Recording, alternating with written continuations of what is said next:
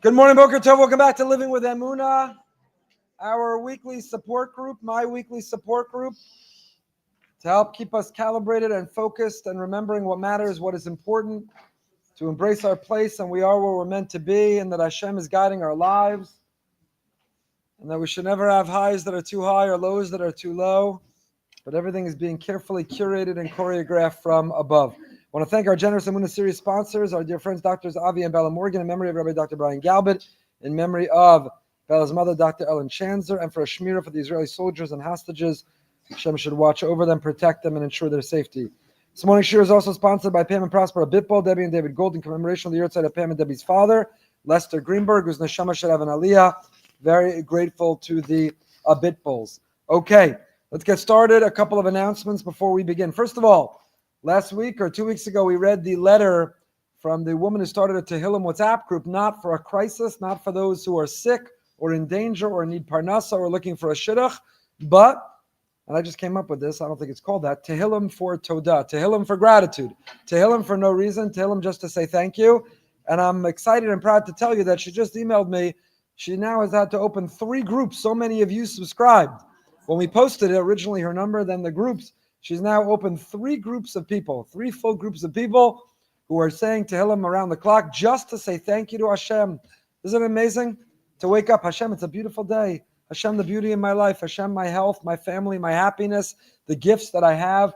Tehillim is not only for crisis or worry. Tehillim is not only for an emergency. Tehillim sometimes is just to say thank you. Very excited about that. Also very excited, even if some of you will be less so, but I'm very excited, that beginning next week, 2 changes. Number 1, we are moving the time to 9 a.m., which is a compromise time, 9 a.m. So 9 a.m., Living on Emunah will now stream live. Wherever you are around the world, you'll be able to join us live at 9 a.m. on Wednesday mornings, except for when it's not, but live a.m. on Wednesday mornings. That is number 1. It'll still stream live at 9 a.m. It'll still be posted. You can watch anytime, any hour, anywhere, whenever you want. Thanks to AI, one day in any language, you'll be able to watch it. But beginning next week, we're moving to 9 a.m. And number 2 is beginning next week, following shir, we're going to turn off the camera, turn off the recording, turn off the stream, and have 15 minutes off the record, any question and answer on any topic that you would like. So it could be in halacha questions, could be in hashkafa, could be about Emunah, could be about intimacy and marriage and shalom bayis, could be about parenting. Maybe Yocheved will join me for it. But we'll do 15-minute off-the-record question and answer each week. So an incentive and motivation to continue to come in person. So if there are people you know who used to come in person and say, I might as well watch or listen online, why bother? The slushies and coffees aren't that good that they're not worth coming. Now tell them it is worth coming back because there's great conversation that's only going to happen in person, not recorded. So for all those who are going to send an email, it's not fair, you live elsewhere, you gave to the global campaign, how come you can't listen or watch that part? You got to live in Boca. If you live in Israel, maybe we'll find a way for you to see it. But if you're not living in Israel, then that's your punishment for not living in Boca. So the incentive to be in Boca. So again, starting next week, I'll post this flyer in the WhatsApp groups to remind you. Starting next week, it'll be at 9 a.m. We're moving a little bit later, 9 a.m., and we'll have the 15 minutes. Also, if you would like to submit questions for our weekly question and answer off the record, you can email me directly, but we also have an anonymous setup, a link where I can't possibly see. It comes through a server, probably somewhere in India, I have no idea, that forwards it. So I have no idea, I can't find out who sends it. We have a system for anonymous questions. So if you want to submit a question, something you'd like us to discuss or address, no matter how sensitive, that's why we're going to be getting together and only in person, and that starts next week. Okay, a couple emails and then we'll get back into our text. Rav David Abu Chatzera, Emunah u Bitachon. L'chvod Rav, thank you again for your inspiring shiurim, which always give me chizuk. I got an email from someone who said, Rabbi, when you say blah, blah, blah, blah, blah, it makes people feel bad because they took the time to write the compliments and say the nice things, and it's sort of dismissive of them. So I want to apologize. If I was dismissive, I'm serious. I take every email seriously. I get lots of unsolicited, constructive criticism on a daily basis.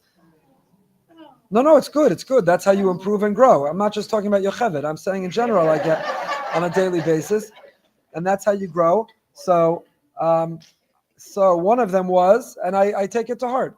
I don't say it to be dismissive of the people who took the time. I cherish it. I appreciate it. I'm glad they write it. And when I read it, it makes me feel good. And it's good to feel good. I was happy. There was a Rosh Hashiva. There was a big Rav from the Mir Yerushalayim. He gave a shir here last year, 2 years ago, before Pesach.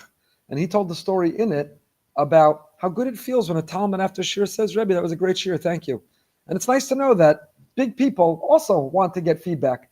We spoke last week. One of the emails I got, or text messages from one of our kids, from someone, was about how last week we validated that human emotions are what make us human. And Emunah is not meant to suppress it. Emunah is not meant to replace it. Emunah is not meant to make us numb to it. It's to help us interpret it and to process it. So sadness is a human emotion. And when we go through loss or experience pain, we should feel sad or we should grieve. And when we have something happy, we should be joyful. And those are human emotions. And anxiety, anxiousness is a human emotion. How we channel it, what we do with it, how we speak to ourselves and regulate ourselves with it. That's where Emunah comes in, but it's a human emotion. So feeling validated is also a human emotion. It's nice when someone compliments you. Thank you, dinner was delicious. Thank you, that speech was really meaningful. Thank you for acknowledging that thing that I did. It's a very nice feeling. So the people who take the time and they write it, I appreciate it and I read it and it means something to me and it motivates me. So thank you. When I say yada, yada, yada, blah, blah, blah, blah, I'm not dismissing the person who wrote it. I'm trying to be humble. It's very awkward to read something nice someone's saying about you out loud. So that's how I get around it. So now you know what yada, yada, yada, blah, blah, blah mean.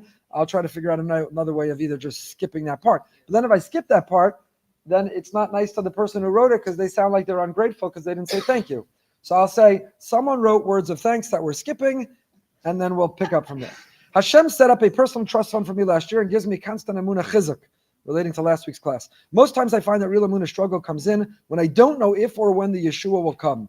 This is usually the way Hashem designs the world in all areas. Shidduchim, children, parnasa, health. It'd be so much easier to fast forward to the future, see the exact design for me, go back to my current life situation, right? If we all knew that this is how it works, you'll get married. It's going to take 6 years, 16 years, 6 months, 6 weeks, 6 days. If we knew the schedule, we could pace ourselves and we could prepare. If you knew you're going to heal, you got to go through this treatment, this process, please God, it will be good. You'll live a long life. Okay, you can endure. If we had the crystal ball, if we knew what was to come, if we got to see the end, then we could pace ourselves and we could prepare ourselves. But that's not the way it is. If that would be the case, there wouldn't be growth. And that's the whole point. One specific situation is teaching me this message in a tangible way. Last summer, we realized we never got our 2023 tax refund.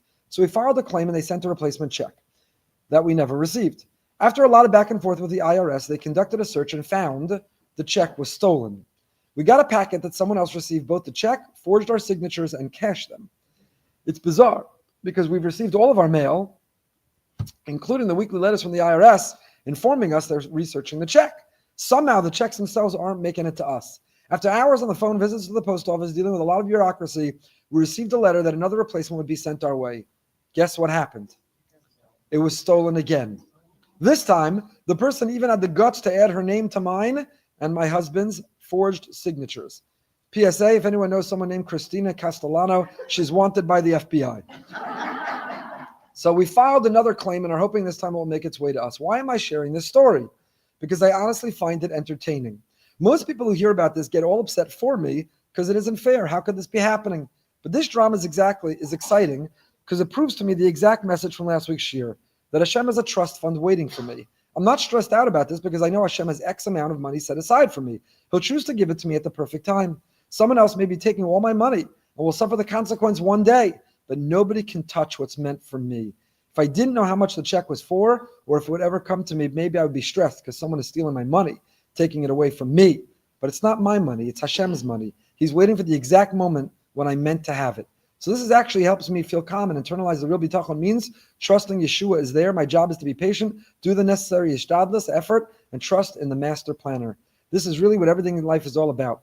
I want to be able to fully trust Hashem as every Yeshua planned, is holding in his storehouse, waiting to send it for the right time.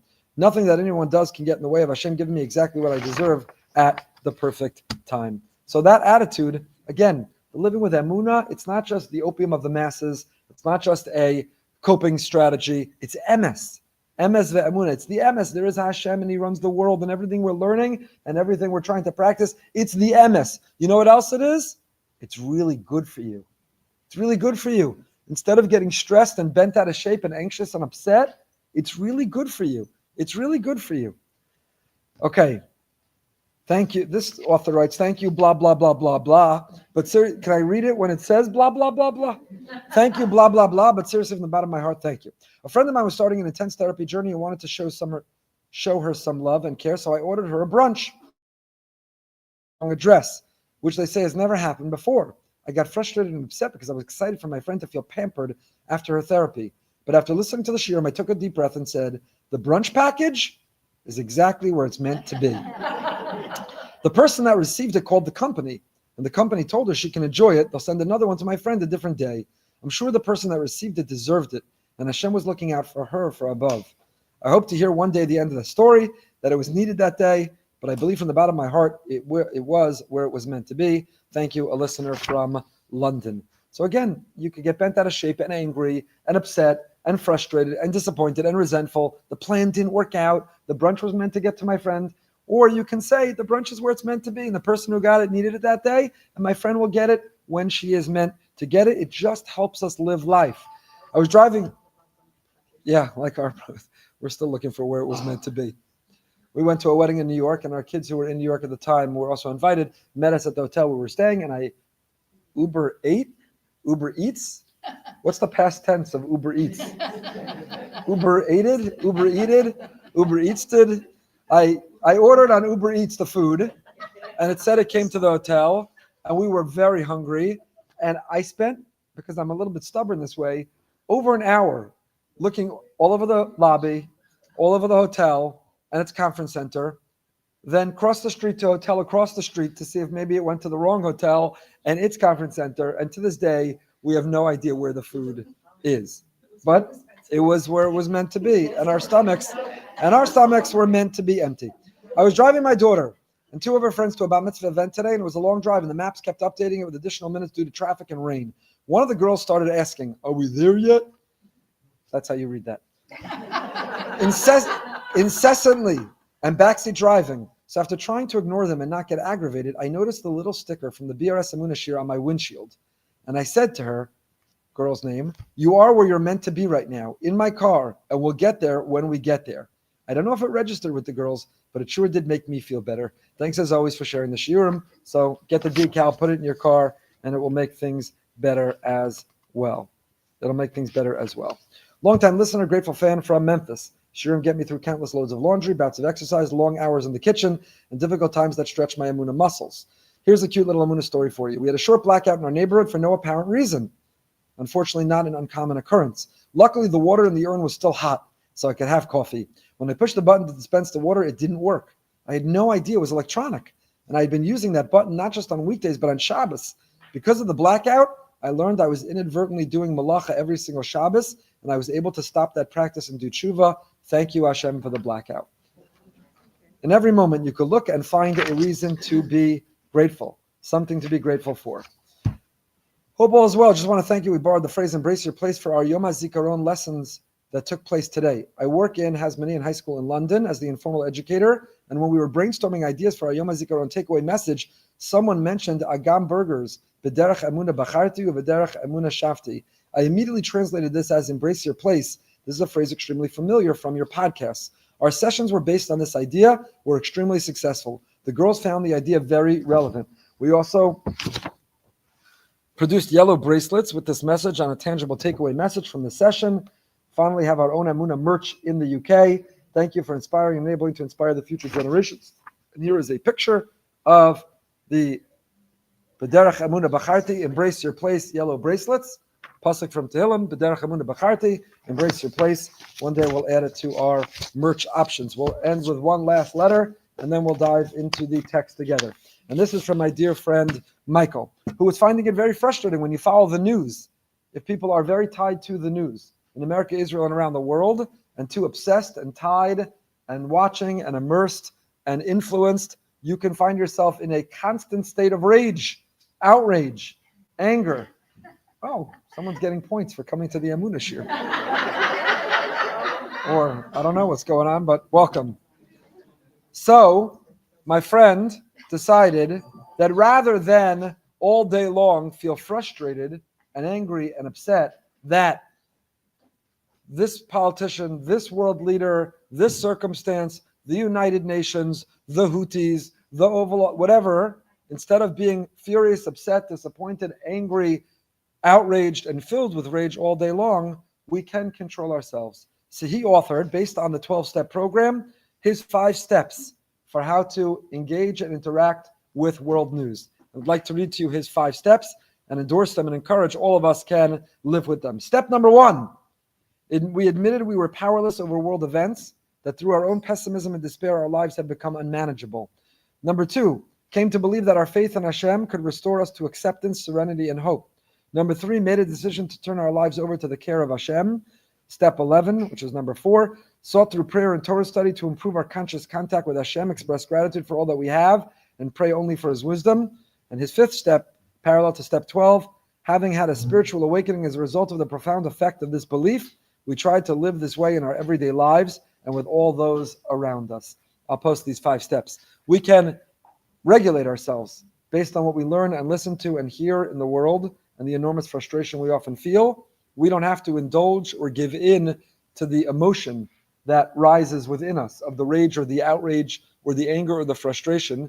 We can be posted and updated on what's going on in the world and nevertheless put our faith in Hashem and regulate ourselves. We shared years and years ago, and once made, I think during Corona and COVID, when I was desperate to connect with people and find ways to interact and add meaning and content, I did these 3 minutes of meaning videos.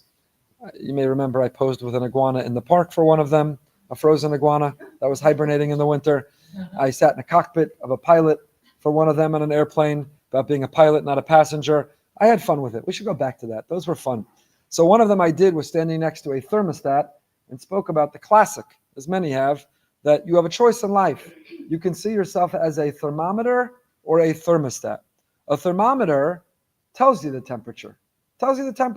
You think you may have fever, you think you're sick, God forbid your child is sick, so you take a thermometer and you can find out the temperature. You can't do anything with it. I mean, you could go to the doctor and maybe try to take a medicine, go in the ice bath. You could do something to try to lower, there you go. You could do something to try to lower the temperature, but the thermometer only tells you the temperature. The thermostat lets you control the temperature. Our mission in life is to be a thermostat, not a thermometer. Don't be a victim of your emotions and feelings. Don't say, I'm outraged. I'm so angry. I'm jealous. I'm anxious. I was just having this conversation with a dear friend yesterday who often gets anxious and starts to think and worry and fear what will be and how will that work out and how can I go vacation there? What if I get sick and I need to go into a hospital? What can I this and how can I that? And I tried to remind him while validating and recognizing that we can't always control those emotions. And of course, when necessary, we need to take medication or get treatment or support for it. But just the general everyday anxiousness increasingly that we feel, one of the ways to try to approach it is to remember that we are a thermostat, not a thermometer. Don't be a victim of the emotion and say, what can I do? This is how I feel. Realize I'm not a thermometer. I don't just report how I feel. I don't just report the temperature. I control the temperature. I control my temperature. I don't have to be filled with anger. I don't have to fly off the handle. I don't have to raise my voice. I don't have to lose my cool. I don't have to be impatient. I don't have to be filled with envy or jealousy. I can be a thermostat. I can regulate my temperature, not just report to you my temperature. We are in control. We are in control. Maybe we'll come back to another week, another time, but I once read a phenomenal approach to, we make the mistake of thinking that the event happens that stimulates an emotion, and the emotion is automatic and immediate, but it's not true. There's a moment, there's a pause, there's a space in between the stimulus and the response. And it's in that space, it's in that pause that we as the thermostat can choose in that moment how we are going to react. We have a moment and we can choose, Be a thermostat. I'm going to address the issue, but I'm not going to raise my voice or lose my cool, my composure, my dignity. I'm going to address the issue, but I'm not going to be filled with envy or jealousy. I'm going to see it in the context. I'm going to address with the IRS and try to get the check again, but I'm not going to be angry because if this was designated from Hashem, it's in my trust fund, it's in my escrow, He's going to get it to me one way or another. It's not immediate. It's not automatic. We don't have to react in that specific or particular way. We can, in that pause, in that space, if we're conscious of it, In that space, we can choose how we're going to regulate ourselves. I told him, this friend in this conversation yesterday, I don't remember if I told the Emunah the story here. If I did, cut me off or listen to it again. But over Pesach, Baruch Hashem, we had everyone home, our whole family, and we have more drivers in the car today than we have cars. And I came out of my house one day, I go home to go through the front door to get my car to meet someone at a meeting, only to find the driveway empty, including my car not being there. So my immediate reaction was to get very upset and angry. Which one of the critters that live in my home took my car without even asking me or confirming with me that it was available? So I felt inside me, when it's like rising from deep within you, and like the sweat is beginning to build up and the pulse is increasing and your heartbeat is bouncing out of your chest and you're just ready to, the chutzpah. It's my car. Who could take it? Who said you could drive it all together? And you didn't ask me if I need it? And I just slowed down. And I said to myself, you know what? My meeting's at Starbucks, and I have enough time to get there, and it's not a far walk, and I like walking. And you remember, through April, the weather here was magnificent. So it took 13 minutes to walk from my house, and I actually, in that moment, decided this was fantastic, and it was from Hashem. I embraced my car's place, which was not my driveway, and said, I got to walk there, I got to walk back, and maybe from now on, when I have a meeting there, I should budget in to walk, because my legs work, and my AirPods work, and you can return a phone call or listen to a shir and use that time well. I also put on our family WhatsApp group, whoever took my car, don't ever do that again. And for now on, please confirm that it's available before you take it. But instead of doing it from anger and figuring out the consequence and lashing out at the person, it was calm. All because in that moment, I tried to remember, I'm not a thermometer. I don't have to just register my temperature on the family WhatsApp group right now, which will make their phones overheat, but I can be a thermostat and just say, for now on, please confirm the car is available before you take it. I will be enjoying my walk to Starbucks for my meeting. So in those moments, we can employ these 5 principles based on the 12-step, which is essentially boiled down to, you are a thermostat, not a thermometer. Don't just report your temperature as if you can't control it, as if you're a victim of it. Be a thermostat. Be in charge. Set the temperature, the desired temperature. Then battle your spouse over what it should be. The desired temperature, too hot, too cold, lower it, raise it. Who's going to get the final word on it? But you can set the thermostat of life. All of us can set the thermostats of our lives and don't have to be victims of them. Okay, we're on page Lamed Zayin in our book Emunah B'Tachon, Rav David Abu Chatzera, the great Rav David Abu Chatzera, the tzaddik of Nahariya, who lives in the north of Israel. He and this whole community should be safe and sound with all of Klal Yisrael. And we're up to the parak that begins, Ratzon Yirav Ya'aseh, Hishtadlus Rak B'derech HaTorah. We've been focusing and talking a lot about initiative, taking initiative, living with initiative, what initiative looks like, and the right balance between initiative and effort and faith. And faith, on the one hand, we believe it's all from Hashem. Well, if it's all from Hashem, why do I have to go to work? Why do I have to try to make a shidduch? Why do I have to go to the doctor to get better? Why can't I sit back and relax in my recliner and wait for Hashem to simply deliver the miracle? The answer is Hashem designed a world where He invites us to be His partner. We can't be passive spectators to our own salvation and outcome. We have to be active participants in it. And we demonstrate and we express faith with our words, and we express faith with our actions, with our feet and our hands, through the initiative that we take and the work that we do. How much faith, how much initiative? We've alluded to and will continue to explore a reasonable amount, a normative amount, the right amount, not excessive. Excessive initiative is a lack of faith. Too little initiative is counterfeit faith. So we need to find just the right amount. After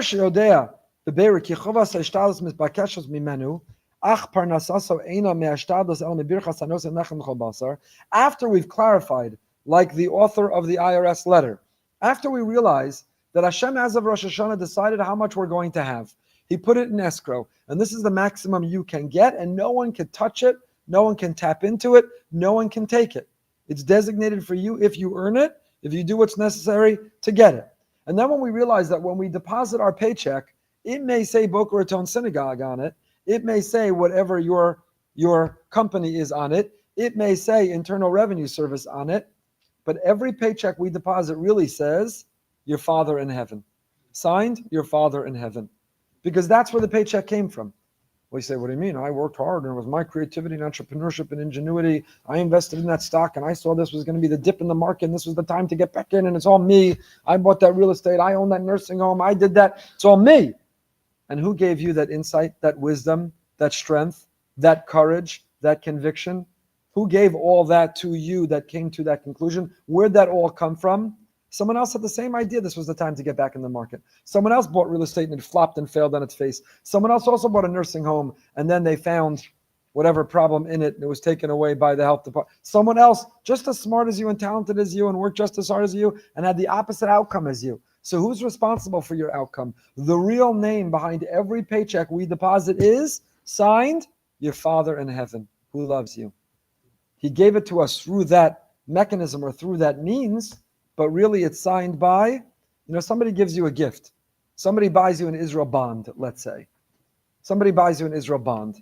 Back in the day, my children's bat mitzvahs, for some reason, most of our mail still comes from this. I don't know why. The Israel bonds our kids got when they were born. I don't know what we never filled out or need to fill out for it. But they gave you an Israel bond. So when our children grow up and we present them this Israel bond, did the Israel bond give them the Israel bond? No, so-and-so bought you this Israel bond as a gift. It says on the bond, Israel bond, but who really gave it to you? That really nice, wonderful, amazing family in Boca who love you and who bought you that gift. So even though there might be another name on the paycheck we deposit, even though it might come from another source, behind it all, the gift is, Hanosein lechem l'chol basar, it comes from Hashem who gives bread to all living beings. Yaske la'asos ha'ishtadlas kafi shemevakesh HaKadosh Baruch Hu, Mikol ish miYisrael b'derech haTorah v'amitzvos. Since he's really the one giving it to us, we should earn it and deposit it and then spend it according to the will and the way of the one who gave it to us. Kadosh Baruch Hu. Ki lo yasa ishtadluso shelo b'derech haTorah nimtza ki ein b'tchono shalom klal. Now Hashem says, here's the deal. I have a trust for you. And every trust, the trustee or the benefactor of the trust is allowed to make conditions on the trust. I've had many conversations over the years with members of our community who were setting up trusts for their children or grandchildren and wanted to review what they were thinking about the conditions. Some make conditions that you can only get this trust fund if you're not learning in Kollel and you're working. Others make conditions you can only get it if you're not working and you're only learning in Kollel. Whatever condition, you can only get the trust fund if you say Hallel with a bracha Yom Ha'atzmaut. You can only get the trust fund if you did not vote in the WZO election. Whatever conditions you want to put, everyone, it's their money, they earned it, they set it up, they're entitled to make their conditions for the trust fund. One grandfather was concerned in our community, you can only access the trust grandchildren if you went on March of the Living. You need to visit the concentration camps in Poland and know what happened to our people. You can only get it if you marry Jewish. If you don't marry Jewish, whatever conditions you want to put in the trust fund, you're entitled to put in the trust fund. Kadosh Baruch Hu, the Almighty, is a trust fund set up for us. And he says, since I'm the benefactor of the trust, of all the good things in your life, your health, your wealth, your prosperity, your happiness, everything you have, here are the conditions. There's 613 of them.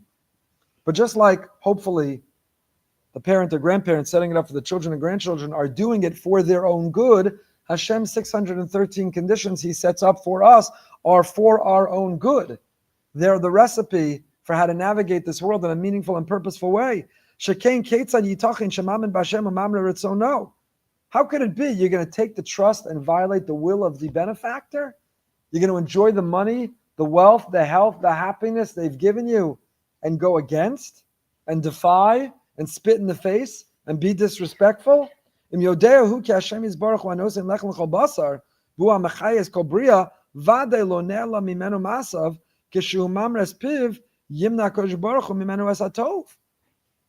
same time, you're going to go through the process of tapping in, of accessing, of withdrawing from the trust, and you're going to do it in a way that violates the will of the benefactor. Kadosh Baruch Hu put us in this world, and the moment we realize it and think about it and are mindful of it, when we can get ourselves to a life and a lifestyle where we feel it, Hashem, thank you. I woke up this morning and all my parts are working. Hashem, thank you. There's a roof on my head and the same head count in my home. Hashem, thank you for the job I'm going to, or the relationships, or the family, or the joy, or the pleasures that I have. Thank you, thank you, thank you, thank you for the gifts, even the struggles, the challenges as I navigate them. Thank you for giving me you to help me navigate them. Hashem, you've given me so much. I feel so indebted. I feel so grateful. I feel so obligated. And to tap in and to use and to apply all the gifts you've given me. I mean, is there a bigger chutzpah in the world than if you or if someone leaves money, gifts money to a child or grandchild and says, you know, what I care most passionately about is Jewish continuity and the Jewish future, is Israel, our brothers and sisters there, is this, is that. And then the person who takes the money goes and uses it, I don't know, to go rally and demonstrate with the people at Colombia against Israel. They go use that money to go invest in the United Nations and undermining, to advocate for the candidate who feels that you should start a boycott, arms embargo against Israel. Is there a bit of chutzpah to take the money and use it to go against the very values of what the benefactor stands for? Well, Kadosh Baruch Hu deposited us in this world. He created us, and He gifts us and gives us everything that we have. Shouldn't we use it now to fulfill His will? Shouldn't we use it to advance His mission? Shouldn't we access it and withdraw from it in the means that He prescribes? Our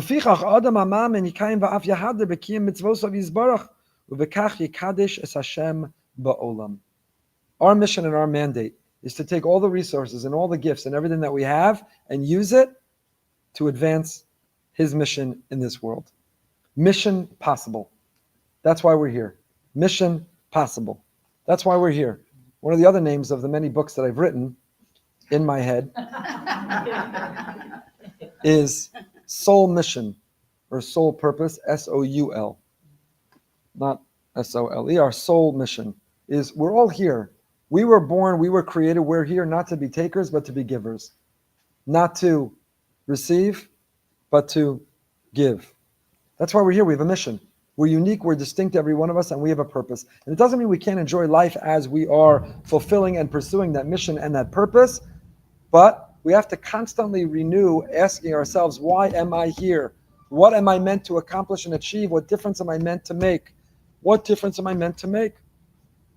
To my family, among my friends, in my community, for my people, in this world. Why am I here? What skills, what gifts, what talents, what resources do I have? What challenges, what liabilities, what weaknesses will hold me back? And to take all of that and to identify and figure out, why am I here? We've spoken about this many times. My favorite introduction to Mesilas Yesharim, the Ramchal, the great Moshe Chaim Luzzatto, says that a person, Yisodas V'Shorosh Avoda, that the source of everything and the root of service of Hashem is Lis'ame to Lisbara Etzel Adam, for a person to clarify and discover the truth. Ma Chovas Ha'adam Be'olamo. What is your mission in your world? Not the world. Not what is your purpose and mission in the world. The world is a big place with billions of people. The world. It's not what's your mission and purpose in the world. It's what's your mission and purpose in your world. Every one of us is a world unto ourselves. We have our own world, our own DNA, our own background, our own socioeconomic status, our own relationships, our own baggage, our own hang-ups, our own krechts and chronic pains, our own opportunities, our own resources. We are our own world, each and every one of us. And the core and the source of a meaningful and a purposeful life is to ask ourselves, Ma chovas ha'adam ba'olamo.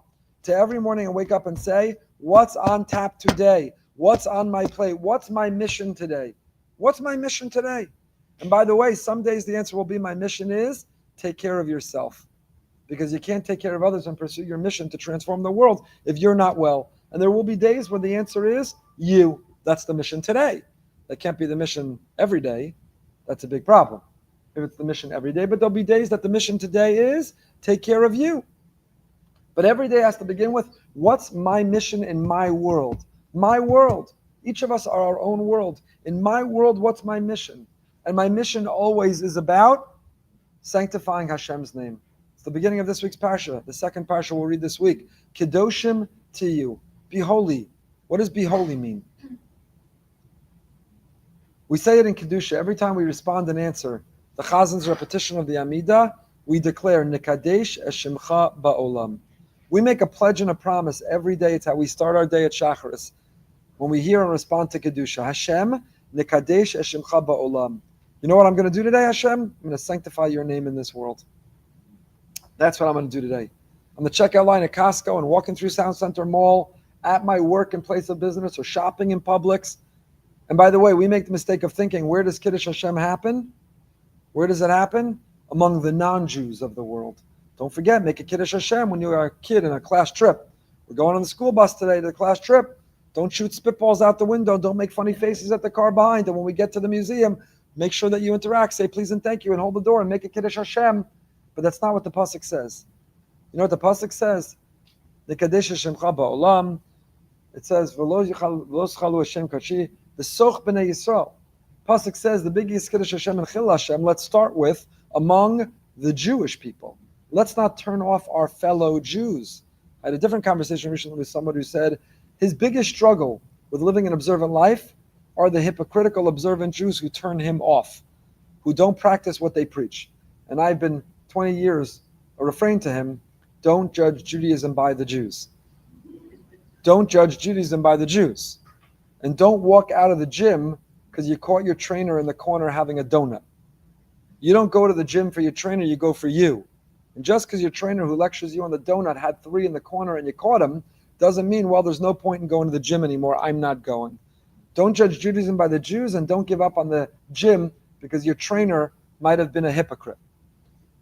The biggest and most important venue of Kiddush Hashem or Chilul Hashem, sanctifying God's name or desecrating it, setting back the mission, is among the Jewish people. And we happen to live in the most densely populated Jewish community outside of Israel, where 50% of the households are Jewish and 90% are unaffiliated, and they're judging their Judaism by us, you and me. Their interaction with us at a doctor's office, at their work, in a transaction, doing business, at the mall, in the supermarket, at the gym, it's with us. And what we pledge and promise every day we wake up and say, Nekadesh es shemcha ba'olam. Hashem, my mission, my mandate today is to sanctify your name. I'm going to make other people say, I want a piece of that. That's an observant Jew? They were so courteous and kind, so thoughtful and sensitive, had such honesty and such integrity. Their word was their bond. They meant what they said. They cared about others. They carried themselves with such dignity. I want a piece of that. Wow, I saw and I interacted. I saw the way that they had a meal with their family. I saw the way they treated the server. I saw the way that, wow, I want a piece of that. How can I learn more about what they have and where they come from? That's what I want for myself. That's our mission. That's our mission. How exactly we fulfill it, that's up to us each individually. That's what we have to explore and try to figure out and find. But that's what we're here for. So if you wake up and you realize life is not about me. It's not about me. Most people wake up and we are at the center of the circle of our life. We live this egocentric life. We're learning Tanya together now on Wednesday mornings, and we had our Tanya shir this morning. And we're up to the fact that we have shtei nefashos, shtei neshamos. We have 2 souls, and one of them is the chelak alakah mimal mamash. We have the godly soul, the holy soul, and then we have the klipa, sitra achra, the other side, the dark side. And the klipa, we'll get to klipas noga, but we have the klipa, the husk. The klipa is the peel. The klipa is what's blocking out the light. There's so much light and so much beauty and so much homeliness and so much depth and so much profundity and so much spirituality and so much happiness and so much blessing. But there's this peel, this klipa. And the way to understand klipa is egocentricity. Klipa is ego. The ego gets in the way. And the klipa is the filter, not the Emunah glasses that we've all been trying to wear, where we see the world through Emunah. Hashem, I see you behind the chirping birds and the cool breeze and even the hot sun. Hashem, I feel you, even the missing check and the frustrating traffic. Hashem, I'm interpreting the whole world. I'm embracing my place, and I am where I'm meant to be because you're in charge of everything, whether my car is in my driveway or not, and whether the traffic opens up for me or not, and whether the IRS check comes or not. It's all from you, and it's all from above. Those are the Emunah glasses. The klipa glasses are the people who look through the glasses and live this world where ego, I, me. It's all about me, what I want, what makes me happy, the way I thought this would happen, the way I wrote this up, how this makes me feel. Klipa is the kryptonite. It undermines all relationships and all happiness. Ego is the enemy. I'm reading a book now called Ego is the Enemy. Ego gets in the way. Ego is responsible for the biggest failures in history. Ego is at the root and source of it all. Catastrophes occur because people were so arrogant and not humble. Their ego was too big to admit they were wrong. To admit they were wrong. They have to have the humility. Relationships dissolve, they fall apart, they break up. Why? Because of ego. People don't care about the other party's happiness, it's all about them. Ego is the enemy. The klipa glasses interpret the entire world externally, superficially, in a shallow way, only based on our sense. What makes me happy? What gives me my pleasure? What's in it for me? What's in it for me? An I life, a me life, an ego life. Ego is the enemy. Instead, ma chavas ha'adam be'olamo. Asks not what are my rights and entitlements, but what are my duties and obligations? Not what can I get out of this, what can I give to this? Not what's in it for me, but how can I take me? How am I needed for you and for the world? It's an entirely different perspective and attitude towards life. To wake up and say, it's not about me.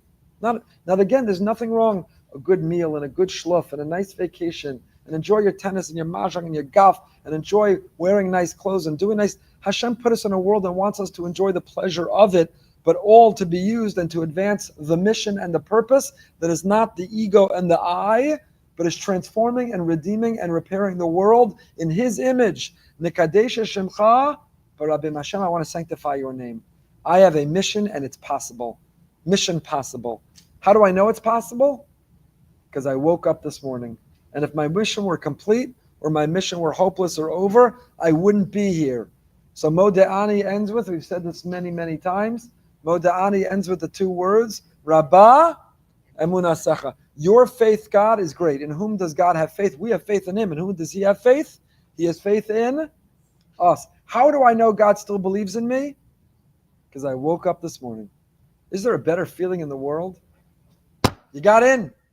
You get the acceptance letter from the seminary, the yeshiva, the school.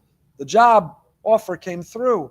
Every morning when you wake up and open your eyes, it is an acceptance letter from the Almighty. Every morning you wake up your eyes, it is an offer letter from the Almighty. He says, guess what? I've chosen to renew your mission another day. You got in. You're in. You're in my world another day. You got the job. You're on the mission. How do you know He believes in you? Because you woke up this morning. And if He didn't, if your mission were complete or over, you would not be here. Rabbah Emunah Secha. Hashem's faith in you is great because you woke up and you're here. And now figure out why. Why are you awake? Why are you alive? Why are you here? While there's nothing wrong with mahjong, tennis, or golf, that is not, I promise you, why you're here. It's not. Maybe there's someone whose spirits you lift by including them in the game. Maybe there's a difference that you make by organizing it so no one feels lonely or apart or isolated. Maybe there's a mission associated with it, but it's not what you're living for. It's not why you're here. Enjoy life, but don't confuse making a living with living, taking and giving. Don't confuse being there for others and indulging your ego. So if you woke up this morning, Hashem said, you're in. I've accepted you. You made it. I'm extending an offer. You're in. Your contract is renewed. You live to see another day. I want you. Your mission is not yet complete. You're alive because you're here for a mission. Now the question is, what and why? So Hashem says, here's the deal. You know, if you hire somebody and you give them a job, they come back to you and say, I can't do the job if I don't have an expense account. In order to do the job, I'm going to need the following things. I need a phone and a computer. I'm going to need a certain expense account. I can't do the sales and marketing without a budget for it. So when we turn to Hashem and we daven in the morning, I can daven in one of two ways. Hashem, can you give me a livelihood? Can you make my portfolio increase and do better? Can you increase my net worth? Can you give me health and wellness and happiness? And Hashem says, why? What do you need all those things for? And if you say, well, you know, for me, I want to buy more things and I need more money for that. And I want to live life and have pleasure and happiness and I need my health for that. So, you know, me. It's all about me and I need it for me. So can you give it to me for me? Hashem says, I don't know, because there's a lot of places I can give it. But if you're to Hashem and you say, Hashem, I work for you, I serve you, I'm here for you, and I accept my mission from you. But here's the deal, Hashem, my boss. Here's the deal, boss. I accept the mission, but I can't complete it. If I don't have my health and my wellness, how am I meant to complete your mission? If I don't have resources, how am I meant to complete the mission? It's an entirely different way to daven. Do we daven for the very same things that we want because of my ego and my I, because of me, because I'm a taker? Or do we daven for those very same things because we say, Hashem, I can't serve you, I can't pursue and fulfill my mission, I can't answer my why unless I have these resources, my health, my wellness, and my wealth to be able to do it successfully. It's two ways to live life, and really only two ways to live life.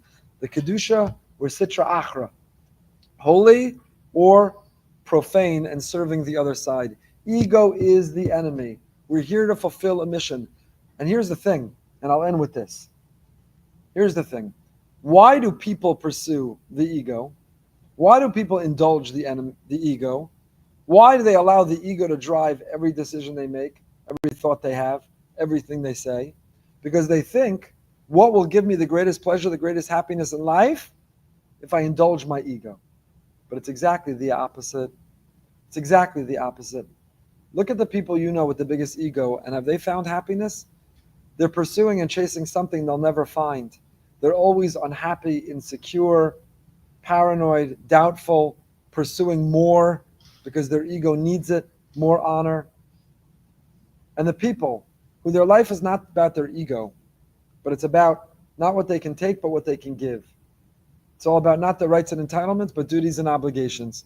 It's all about what's their mission and why are they here, what difference can they make. The people living for purpose and to make a difference are the happiest people you know. The happiest people you know. I've shared countless times. All the research supports, Google it on your own, ChatGPT, however you want. Card catalog at the library, whatever you want. Look it up, and you will find that even today, in modern psychology and therapy, the research shows one of the ways to treat depression, one of the ways to treat anxiety is volunteering. Go figure out what difference you can make. What do you mean? I would think it's all about how should we treat depression, anxiety? Shopping. Mall. What do they call that? Retail therapy. Thank you. Retail therapy. Retail therapy. It's not true. It's not therapy. It's going to put you in therapy. Or whoever has to pay the credit card bill in therapy. It's not true. It's not true. It doesn't work. It's never worked. It never will work. When you spend on yourself, when you indulge yourself, you won't be happy. For the moment, you'll be happy.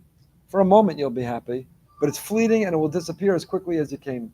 You want to transform yourself and improve and be better? Don't spend that time on retail therapy. Spend that time saying, where can I volunteer? What difference can I make? What's my mission? What's my purpose? Why am I here? Why did I wake up this morning? Why do I have these talents, these gifts, these blessings, these resources? How should I put them to work? What should I do with them? How do I repair and redeem this world? And I promise you, you will feel on fire. You'll feel so much better about yourself. You'll feel fantastic. And volunteering doesn't have to mean at a soup kitchen. Volunteering doesn't have to mean Habitat for Humanity. Volunteering doesn't have to mean that you fly to a place that just had a hurricane or natural catastrophe and you're helping them clean up or build. Volunteering can mean being thoughtful enough to say, who might be isolated or alone, hasn't heard from someone that I can call and check in on? Who can I invite to have coffee who feels they have no friends in this world? Who could use a meal this Shabbos? Who could use flowers for no reason? We have the wonderful Hadar girls here today. I'm not sure why or what they're getting credit for, but I'm happy to have you. Come every week if you want. And they had a beautiful school that is in our same building, has a beautiful thing. Every Friday they deliver flowers to someone who they think could use it. One of the things the girls do. They have a list and they have flowers and they try to drop it off at someone who could use it. Maybe someone went through a loss that week. Maybe someone going through a hard time. Maybe somebody just had a simcha. Maybe somebody who, if for no reason there was a knock on the door and their flowers, say, wow. Now, what makes you feel better, getting flowers or giving flowers? The giving. Try it. This is your homework for next week. I promise you. Every time you pick up a phone and call someone for no reason, just to check in, just to say hi, just to be selfless, just to overcome your ego. It doesn't serve you. It doesn't have a function for you. There's nothing transactional about it for you. Just because you care about someone else, you will hang up that phone, and as good as they will feel, you will feel even better. You will feel even better. Volunteering doesn't have to mean something extraordinary, right? Again, you start a soup kitchen. Volunteering can mean that you volunteer to see people outside yourself, to care about something and see a world bigger than yourself. Nikadesh es shemcha ba'olam. Hashem, I want to sanctify your name. How do we sanctify his name? by wearing his brand, his logo, and understanding the implication and the consequence of wearing his brand and his logo and representing it in this world and trying to elevate it and improve it and increase it and giving it a better brand identity and brand worth. That is why we're here. But all of that only begins when I realize I'm not here randomly and by chance. I'm here for a reason. And I'm not here to take the most out of this world. I'm here to give the most to this world. And this world isn't all that there is. There is a next world. And there's a Hashem. There's something bigger and more. And I'm serving, and that he designed me and knows that that's what's going to give me the greatest happiness. So you want happiness and joy today? You want pleasure? No retail therapy. You want the biggest joy you can get out of life today? Find meaning and purpose. And the biggest way to find meaning and purpose is to realize, Rabbah Emunah, Hashem, your faith in me is great. I'm here for a purpose. I woke up this morning for a reason, and now I'm going to figure out why. Please stay for Sefer Tehillim. If everyone takes a booklet, we can finish all Sefer Tehillim in a few minutes. Remember, next week, 9 a.m., we're moving to 9 a.m. with our question and answer after. If you want to submit an anonymous question, please do so. Have a great day.